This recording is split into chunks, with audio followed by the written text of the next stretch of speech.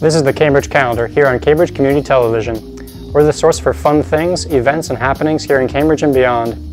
It's our job to dig through the local listings, websites, calendars, government meetings, arts happenings, and everything else so that you don't have to. If you can't stay for the show, then check out CCTV's online calendar at cambridgecalendar.org. And by the way, that's a great place to post events of your own.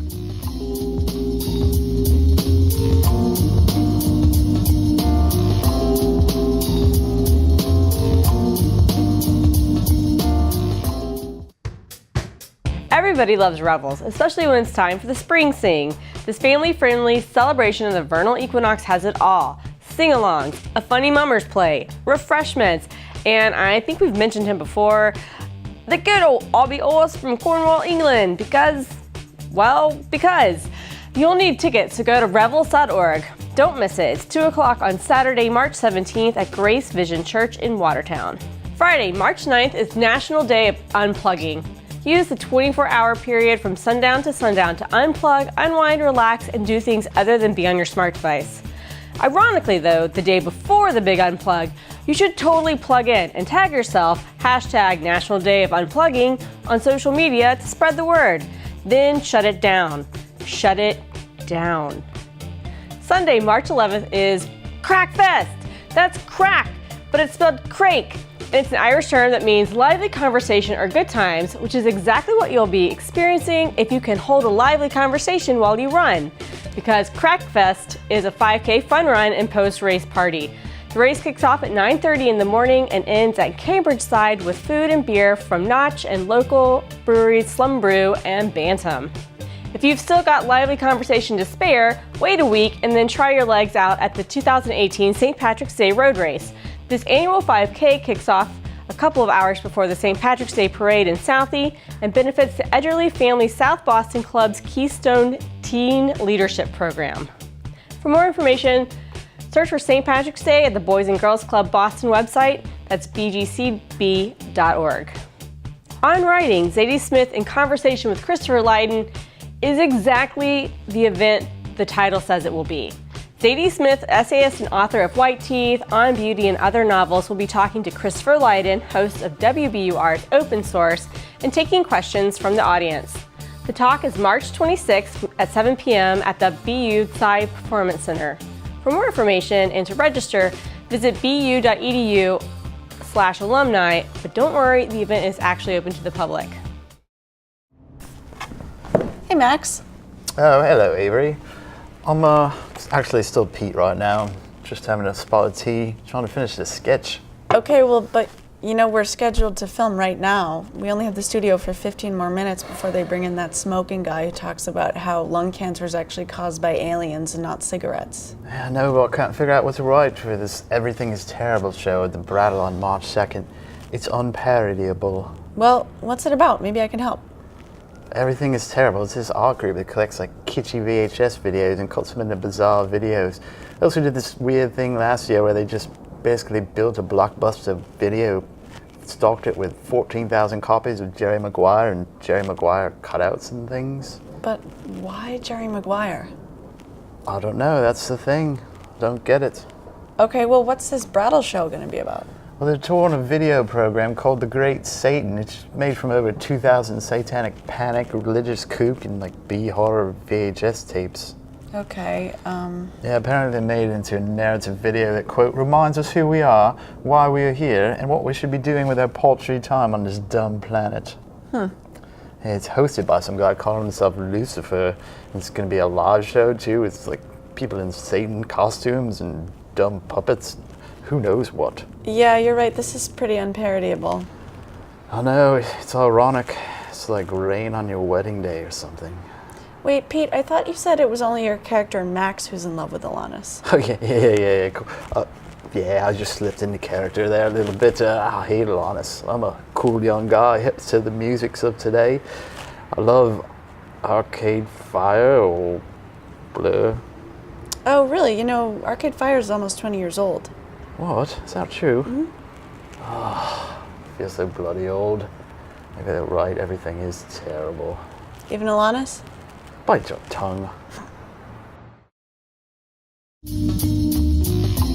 You're You're watching the Cambridge Calendar here on Cambridge Community Television. We're the go-to source for fun things and events here in the city. Hey Cambridge, today I'm super excited. I've got Nathan Roberts in the studio with us today. He's from the Harvard Film Archive and is the curator of Caught in the Net, the Early Internet and the Paranoid Imagination series of films. Welcome, Nathan. Thank you. Let's start with the basics. What is the Film Archive? Yeah, so the Harvard Film Archive is one of the largest university-run archives in the United States. It has over 25,000 pieces of audiovisual material. Wow. Yeah, and it's actually connected to the Harvard library system, and so it's really committed to education. So whether you're an individual working on a particular film or a classroom or even an independent researcher, you can approach the archive and watch a film and take notes on it, write about it, whatever you want to do with it. And it's actually really committed to public programming as well. So it has consistent screenings in its large theater. So it's also a cinematheque as well as an archive, really. I like that we use the term cinematheque. Yes, that's what you really say. And so you've curated a series of films that's about the early internet. Mm-hmm. Can you tell me a little bit more about the process of curating it and the films you've chosen and why is it so important today? Yeah, so I actually created the series at the end of a seminar that I took with Hayden Guest, the director of the Harvard Film Archive. Okay. And this was in the fall of 2016. And so a lot going on. Yes, so it was like right during the middle of the semester when we had, the presidential election. And then all of a sudden, culturally, everybody was really considering what is the internet doing to our democracy, whether it was the publication of John Podesta's emails on WikiLeaks, Russian interference, the spread of fake news, social media bubbles. People were starting to think that the internet, which I think a lot of people in Silicon Valley associate with this sort of utopian idea, all of a sudden people were realizing, what if the interconnectivity of the internet was actually a bad thing? And so I wondered, though, it felt so contemporary at the time, and it still feels so contemporary, but I wondered, is there a prehistory to this? Is there a cultural imagination that sort of leads up to this moment where these imaginary, sort of dystopian ideas become real? And so as I started to sort of look back, I found that, actually a lot of the things that we're seeing in our society and politics were sort of, if not predicted, at least suggested by sort of paranoid imaginations of writers and filmmakers leading all the way back into the 80s. Oh, so we have our art imitating life, and life now imitating the art. Yeah. Oh, wow. Right. Yeah. What was once satire is now reality? Close, something like that. Yeah. When is the series? Yeah, so the series will be on March 9th through 18th. Okay. Yeah. How do people learn more information? Where are the films being screened? How do you get tickets? That kind of stuff. Yeah, so the films will be screened in the Carpenter Center for the Visual Arts at Harvard University. Okay. It's the only building that the modernist architect Le Corbusier built in America. Oh. Yeah, and it will be in the basement of the Carpenter Center, and you can get tickets just at the door. Okay. Yeah. This series of films is part of a larger citywide collaboration that's sort of being kicked off by the ICA's Art in the Age of the Internet exhibition. Can you tell me a little bit about how that came to be and your film's part in that larger collaboration? Yeah, well, like I said, we started in fall of 2016 to put this together, and then we were actually going to show it last May, but then just before that, the ICA reached out to a bunch of art institutions in the Boston area looking for area-wide collaborators. And, they were having this Art in the Age of the Internet show, and of course we had this thing already prepared. Yeah. So we ended up, sending it into March, which will coincide with the show at the ICA. And so I've gone to a couple meetings with the area-wide collaborators, and it is really exciting to see all of these different artistic institutions coming together and all doing their own thing, but sort of having all these different ideas that I think will radiate off of each other and sort of create a dialogue across the sort of Boston metro area. It should be really cool. In such that it took us a while to talk about the housing crisis in not just documentary format. Why now? Why the internet? Why now? Yeah, why now? Well, I mean, I think, as I said, we've really started to consider the negative ramifications of the internet, or potentially negative ramifications on the internet. But I think also it's, this is something that we've been thinking about for, since at least the early 80s. I mean, because the internet really grew out of the military-industrial complex. It grew out of the Cold War. One of the first films that I show is War Games, which is one of the more famous sort of late Cold War films, but actually sort of early paranoid internet films. And so, the internet then has gone through a lot of transmutations. It turned from something that was primarily used in a, sort of military context to something that became, something that consumers had on their computers. And of course, now it's something that we have in our pockets. Yeah. So I think what this series does is it charts sort of a trajectory, one could say, or various trajectories of internet usage. And I think now is the time when we're really considering, the negative impact of the internet to really think about how this came to be, how this sort of developed. I think it's interesting. You said it was initially a utopian idea. Now we're kind of grappling with whether there could be dystopian undertones a little bit. Yeah. So there's 11 films in the series? 12. 12 films, 9 days. How would you help somebody navigate navigate these if they can only see maybe 2 or 3? Yeah, sure. Well, there are different ways to do it. I mean, I think the early films deal with the 1980s and the Cold War. I would particularly recommend Blue Thunder, which is a film that typically when I name it, people are like, oh yeah, that helicopter film.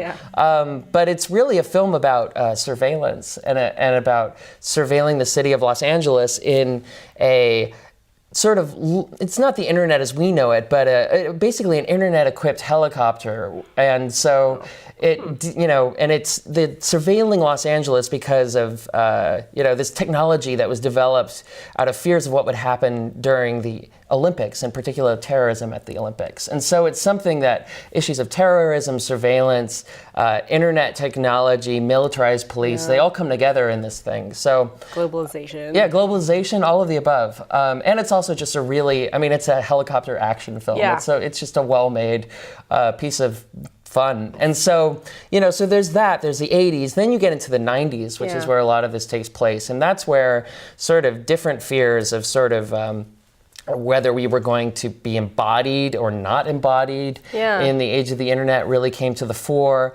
You get David Cronenberg's Existence, you get Strange Days, Catherine Bigelow, you get Johnny Mnemonic with Keanu Reeves, and these films that all consider what it means to have a body in the age of the internet. And Pulse, near the end of that segment, deals with ghosts in the internet. It's a horror film about ghosts, literally disembodied ghosts in the internet. And so, I think, there are several good films in that section. And then in the final section, there's a little bit where I just sort of jump into, sort of the contemporary with Richard Kelly's Southland Tales. And most recently, a 2017 film actually called Personal Shopper. And so I think people can that's all to say that people can sort of divide up depending on where they want to go historically, but also I think people should see films that they haven't seen before. And also films that are really good on the big screen. Like Blue Thunder is a great film to watch on the big screen, and the Harvard Film Archive has the capacity to show it off in a great way. And the Harvard Film Archive is committed to, if it doesn't have the print, getting the print. Oh, wow. And, if at all possible, they'll show a DCP, a digital file, if the print for whatever reason can't be acquired, but they're really committed to getting prints. So, so those are sort of what I'd recommend. All right. So there's 12 films. I'm assuming there's a lot more paranoid imagination about the internet kind of films. Were there any that you had to cut? There were some that we cut just because they were thematically similar to other films and not particularly good necessarily. There's Sandra Bullock in The Net, which is also from the mid-90s. Okay. Not a particularly great film and similar to the sort of thematic paranoid content of other films that we showed in the 90s. But also, although there are, a couple more recent films, there's only really one very recent film. And I think, Laura Poitras's Citizen 4 about Edward Snowden, for instance, was a film that seemed like an obvious choice. Yeah. But also, I think it's a sort of film that people have probably seen recently, and really, since I was interested in sort of investigating in a, it's not actually like an archaeological mode, but in sort of a quasi-archaeological mode, sort of our present fears. I figured that we would stay mostly to before 2000 or before 2001. So there were only a couple more recent films. Question about Blue Thunder: how is it that the Harvard Film Archive decides what film should be in their archive? Yeah, I mean, it's a complex process. I think they receive a lot of donations from people. They actually have a huge collection of home movies from that people I'll go back. They actually have a huge collection of home movies that people in the Boston area and beyond have donated. I mean, they collect from a whole variety of sources. And when it comes to a film that the Harvard Film Archive doesn't have, they have a sort of wide sort of base from which they can draw. There's essentially speaking of the internet, the equivalent of like a social media page for archives, and they all sort of share. So the Harvard Film Archive will get some archives from Martin Scorsese's collection, and some from Tarantino's collection, and some from, unnamed collections. I think, Berkeley and UCLA both have large archives that we sort of send stuff back and forth to. So it's sort of a giant shareable network, so to speak. So yeah, it's a complicated process, but they're able to do it. So again, why don't you let us know when, where, how, what's the best way to get to the Harvard Film Archive? Lay it out on the line, where can we learn more information, that kind of stuff. Yeah, sure. So the screenings are going to take place on March 9th through 18th. And they're going to be in the Harvard Film Archive Auditorium, which is in the basement of the Carpenter Center for the Visual Arts at Harvard University. You can get there from the Red Line. Yeah, you can get there from the Red Line, buses easily. Yeah. And the screening times aren't yet posted, but they I'm going to back up because they should be posted by the time you show this, right? Yes, okay. Yeah, and you can find screening times on the Harvard Film Archive's website. What's that? Oh, it has like long, what is it, hcl.harvard.edu/HFA or something. All right. But, we can put that on the word. Yeah, okay. Yeah, you can find it on the Harvard Film Archive's website. And you can also just Google show times in Cambridge, and the Harvard Film Archive should show up. Pop up. Yeah, so. Awesome. Well, thank you so much for putting these films together, talking to us. I've got a million questions in my mind. I have no idea who I trust, but I just know that this sounds like a really cool series. I think we said the word prescient. It's incredibly pertinent today. Cambridge, get out from behind your phone and go see some films about the internet. Yes. Thank you so much. Yeah, thank you. Yeah. If you're holding a community event in or around Cambridge, then you already know it's tough to get the word out. It can be a lot of work. Well, we're here to help. Tell us about your upcoming events by adding us to your mailing list, and we'll make sure to include your events in this program. Send those event announcements to calendar@cctvcambridge.org. Guess what? Anime Boston is coming up soon. Wizards, witches, and magical people can find live games, panels, karaoke, a music video contest, cosplay events, and a formal ball at the Heinz Convention Center in the Sheraton Boston Hotel, March 30th to April 1st. Come see what anime cosplayers think qualifies as a formal ball. Get cultured, folks! This March 1st and every Thursday from 5 to 9 p.m., general admission to the Institute of Contemporary Art is free. Art, free. Do it. We've all been there. Terrible relationships, the clingers, the cheapos, the downright WTFers. If you haven't been there, maybe the terrible X is you. Anyway, come watch the Timprovised show, Your Terrible X, inspired by your true hilarious relationship stories. Hilarious! At the Riot Theatre in JP, Friday, March 9th at 10 p.m. It's free. Experience award-winning artist Akwe Akpakwasli and director-designer Peter Bourne use an interdisciplinary approach to examine gender, culture, and identity in the lives of 4 women in Poor People's TV Room at the ICA, March 9th at 8 p.m. Playing out like a fever dream through choreography, song, text, and film, Akpakwasili and Bourne and a multi-generational cast of women recover forgotten stories of women's resistance movements and collective action in Nigeria. Come experience life and death in colonial Boston at the King's Chapel Bells and Bones tour this Saturday, March 17th. The tour begins in the 18th century crypt, where you will learn about historic burial practices and hear stories behind some of the most fascinating tombs. Then ascend the bell tower stairs to see, touch, and examine our 1816 Revere bell, the largest ever cast by Paul E.R. Wash your hands first, people. They don't want your grimy subway dirt on Paul Revere's bell. Laugh it up, well-groomed oblongs. Come to the funniest comedy night in Arlington, Tuesday, March 8th at Art Lounge Arlington at 1346 Mass Ave in Arlington, hosted by Laura Burns of Cooking Alone fame, Hot Dog and the Ninja, and the Women in Comedy Festival. The show features Boston's best stand-ups and sketch comedy, and it's funny because it's true. Check out the Harvard Semitic Museum as it reimagines its third-floor gallery, featuring the arts of ancient Mesopotamia in From Stone to Silicon, recasting Mesopotamian monuments. This first installment showcases newly fabricated casts from the scenes that once endured Mesopotamian walls and were then stolen by Victorian-era Harvard expeditions in funny hats. Meticulously created by curators and students, these sculptures show how ancient kings commemorated their military triumphs and civic achievements. For ancient audiences, these scenes were powerful royal propaganda, but for modern audiences like us, they reveal great artistry and glimpses into life in the ancient Near East. Come rock the cradle of civilization, March 17th at 10 a.m. This Thursday, March 18th, check out a live taping of the No Sleep podcast at Once Ballroom. 5 years in, the award-winning No Sleep podcast has become scarily popular with over 18 million downloads, averaging a terrifying 275,000 downloads per week. As hauntingly voiced host David Cummings put it, it's not what you see, it's what you don't see that's scary. Unless that something is really, really scary looking, like a headless horseman or a bloody disembodied hand. In that case, that's pretty scary. Oh, Max, check this out. They're going to reenact the Boston Massacre on March 3rd. What? Those monsters? What do you think? I think it'll be fun. 5 people died that day, Julie. 5 true Americans. What are they going to do, kill 5 more people?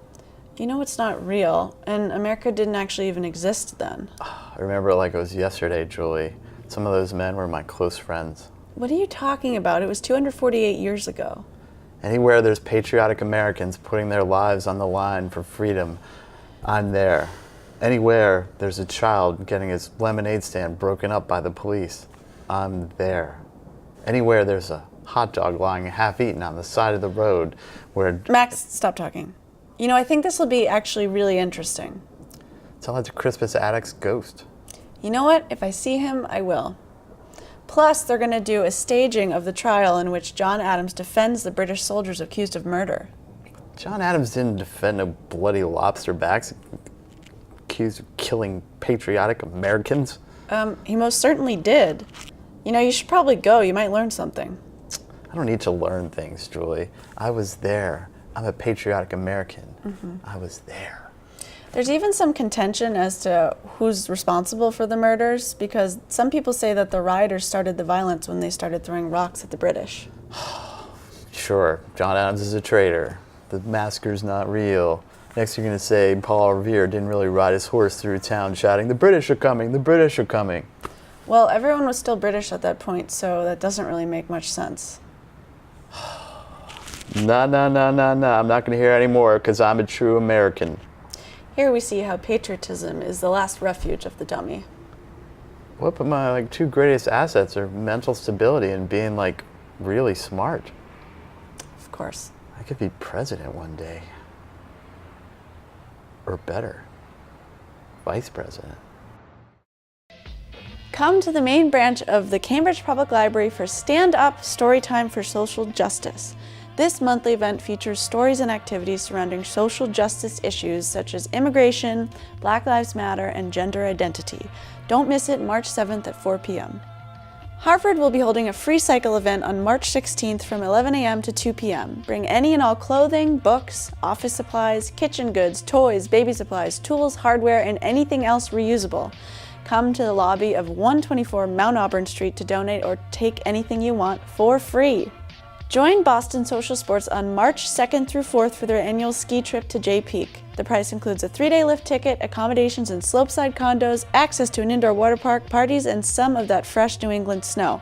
Go to socialbostonsports.com to register. Looking for an escape but can't afford a plane ticket? Chameleon Arts Ensemble has you covered with their concert Immortal Notes in Tuscan Air, a program of musical postcards that will evoke summer sojourns and sounds of the wind. Mark your calendar for March 3rd and 4th at First Church Boston Unitarian Universalist. Go to chameleonarts.org for more information. 6 guitarists will lead their bands in an evening of original and cover material at Guitar Night Rock and Pop at Berklee College of Music. Don't miss it March 6th at 8 p.m. And if you can't make Guitar Night, come to Berklee's International Folk Festival on March 28th. Students and faculty will perform music from around the world, sometimes in costume. Go to berkeley.edu for more information on both performances. On March 24th, WCRB will present the 19th Annual Classical Cartoon Festival at Symphony Hall. Come and watch some classic Warner Brother cartoons as you've never seen them before, on a large screen accompanied by live classical music. Bring the kids to hear some music, watch some cartoons, and meet some of their favorite characters from PBS shows. Go to wgbh.org for more information. It's time for the government meeting roundup. The Cambridge Historical Commission meets on March 1st. The School Committee meets on March 6th. The Transit Authority Committee meets on March 7th. Then there's the Bicycle Committee, meets on March 14th. An Affordable Housing Trust is meeting on March 22nd. That's the same day as the Pedestrian Committee meeting, so you're going to have to pick just one of those. Don't miss the regular City Council meetings on March 5th, 12th, 19th, and 26th. And listen, there's something called the O'Connell Adult Coloring Group. They're known as Color Me Bad. We don't really know anything about them because when we looked at the website, pretty much it said, call the library to find out more. But you could just go. You could go and you could find out what it's all about. It might be really awesome. That's on March 7th at 6 p.m. and maybe we'll see you there. You've been watching Cambridge Calendar here on Cambridge Community Television. If you're looking for more information about events and happenings in the city, then check out CCTV's online calendar at www.cambridgecalendar.org. If you're holding a community event in or around Cambridge, then you already know it's tough to get the word out. It can be a lot of work. Well, we're here to help. Tell us about your upcoming events by adding us to your mailing list, and we'll make sure to include your events in this program. Send those event announcements to calendar@cctvcambridge.org.